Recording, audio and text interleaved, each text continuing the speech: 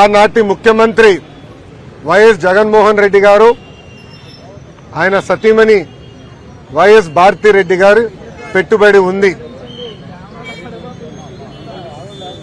అదే సందర్భంలో ఢిల్లీలో ఉన్న ద వీక్ అనేది వీక్లీ మ్యాగజైన్ కూడా ఆ కథనాన్ని వేస్తాం జరిగింది. ఇమ్మీడియట్ గా నేను సాక్షికి అటు వీక్ కూడా లీగల్ నోటీస్ పంపిస్తాం జరిగింది. ఆధారాలతో సహా వాళ్ళ ముందలు పెట్టాను. ఏ రోజైతే బిల్స్ జనరేట్ అయినాయో ఆ 26 రోజుల్లో కేవలం ఒకే ఒక రోజు నేను విశాఖపట్నంలో ఉన్నాను అని స్పష్టంగా చెప్తాం జరిగింది.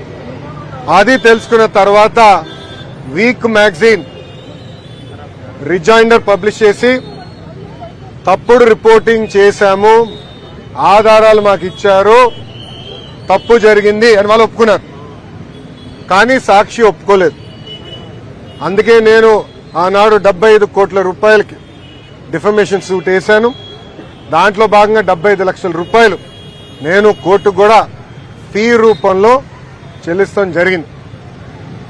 ప్రజలందరూ తెలుసు, తెలుగుదేశం పార్టీకి అధికారం కొత్త కాదు.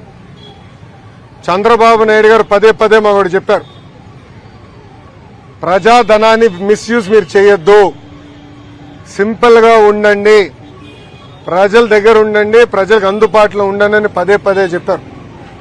ఇక్కడున్న మీడియా మిత్రులు కూడా తెలుసు, గతంలో అంటే 2017 నుంచి 19 నేను మంత్రిగా ఉన్నప్పుడు కూడా నా సొంత వాహనాలే వాడుకున్నా. వాటర్ ఖర్చు, టీ ఖర్చు నేనే డబ్బులు చెల్లించా. ఇప్పుడు మంత్రి అయిన తర్వాత కూడా ఈ రోజు కూడా నా సొంత వాహనంలోనే నేను వచ్చాను. దానికి అయ్యే డీజిల్ కూడా నేను నా జోబు నుంచే చెల్లిస్తున్నా. ఒక కప్పు కాఫీ నేను తాగను, ఒక బాటిల్ నీళ్లు నేను ప్రభుత్వం నుంచి ఏనాడు తీసుకోలేదు. అది ఒక పక్కన చంద్రబాబు నాయుడు గారు, ఇంకో పక్కన నా తల్లి భువనేశ్వరి అమ్మ నాకు పదే పదే చెప్పి ఇప్పుడు కూడా నేను కట్టుబడున్నా. 5 సంవత్సరాలైనా సిగ్గు లేకుండా ఇప్పుడు కూడా సాక్షి పత్రిక యజమాని తరపున వచ్చిన లాయర్లు వాదిస్తాం చాలా చాలా బాధాకరం. ఆర్టికల్లో చాలా క్లియర్ గా చిన్నబాబు చిరు తిండి 25 లక్షలండి అని రాశారు. లోపల ఆర్టికల్లో చాలా స్పష్టంగా నా పేరు 6-7 సార్లు ప్రస్తావించారు. దాంట్లో చాలా క్లియర్ గా నేను అక్కడ తిన్నానని, ఆ బిల్స్ ఆనాటి ముఖ్యమంత్రి చంద్రబాబు నాయుడు గారి అకౌంట్ లో నేను వేశానని కూడా వాళ్ళు చెప్తాం జరిగింది. మీడియా అనేది ఒక బాధ్యతగా ఉండాలి.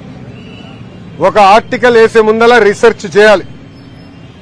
అవసరమవుతే ఆనాడు సాక్షి అడుగుండాల్సింది, మీ పైన కథనం వేయబోతున్నాం, మీ స్టాండ్ ఏంటని చాలా స్పష్టంగా నేను క్లియర్ చేసేవాడు. కానీ మీకు తెలిసిన వెంటనే తెలిసిన విషయమే, సాక్షి అనేది ఒక బ్లూ మీడియా,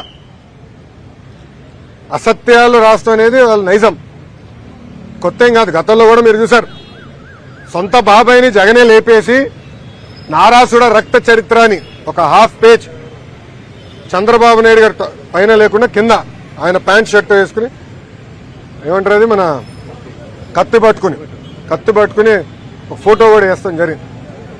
దీనికి ఫుల్ స్టాప్ పెట్టాలి, విలువలు ఉండాలి అన్న ఆలోచనతోనే నేను డిఫమేషన్ సూట్ వేశాను. జగన్మోహన్ రెడ్డి లాగా నాకు ప్రజాధనం లూటీ చేస్తూ రాదు. మనందరం చూసాం, 500 కోట్ల రూపాయలు ఖర్చు పెట్టి ఒక ముఖ్యమంత్రి ఉండేదానికి ఎలాంటి ప్యాలెస్ విశాఖపట్నంలో కట్టారు. అంతేకాకుండా అక్కడ ఎన్వైరన్మెంట్ కి ఇబ్బంది క్రియేట్ చేశారని కేంద్ర ప్రభుత్వం అదనంగా ఇంకో 200 కోట్ల రూపాయలు పెనాల్టీ వేసింది. అంటే 700 కోట్ల రూపాయలు ఒక్క వ్యక్తి బతికేదానికి ఖర్చు పెట్టారు. మనం చూసాం, సర్వే రాళ్ళ పైన కూడా ఆయన మొహం వేసుకునేదానికి సుమారుగా 500 కోట్ల రూపాయలు ఖర్చు పెడతాం, 900 కోట్ల రూపాయలు. ఇలా అడ్డగోలుగా సైకో ఫ్యాన్సీ అనండి, సొంతం కోసం అనండి, ప్రజాధనాన్ని ఆనాడు లూటీ చేశారు, ఖర్చు పెట్టారు. అది నాడు నేడు ఎప్పుడు తెలుగుదేశం పార్టీ చేయదు. ప్రజలకి మేము సమాధానం చెప్పాల్సిన బాధ్యత మా పైన ఉంటుంది.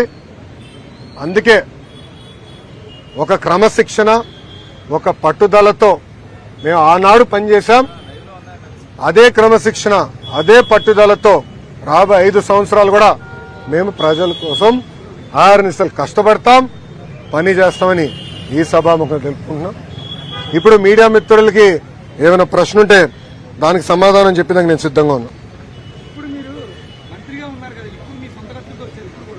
ఎస్, నేను వచ్చిన విమానం నేను డబ్బులు కట్టింది. నేను ఇప్పుడు తిరుగుతున్న బండి సొంత డబ్బులు ఖర్చు పెట్టాను. పెట్రోల్ డీజిల్ అయ్యే ఖర్చు కూడా నేనే పెట్టాను. నిన్న రాత్రి నేను ఎక్కడ పడుకున్నా? తెలుగుదేశం పార్టీ ఆఫీసులో సొంత బస్సులో, నా బస్సులో నేను కరెంటు బిల్లు కట్టుకుని నేను పడుకున్నా. గవర్నమెంట్ గెస్ట్ హౌస్ కూడా వెళ్ళా. హోటల్ మర్చిపో, 5 స్టార్ హోటల్ మర్చిపోదు, మాకు అలవాట్లేదు. అది జగన్మోహన్ రెడ్డి గారు. నేను 5 స్టార్ హోటల్లో కూడా లేదు, సొంత పార్టీ ఆఫీస్లో పడుకున్నా. అది నాకున్న చిత్తశుద్ధి.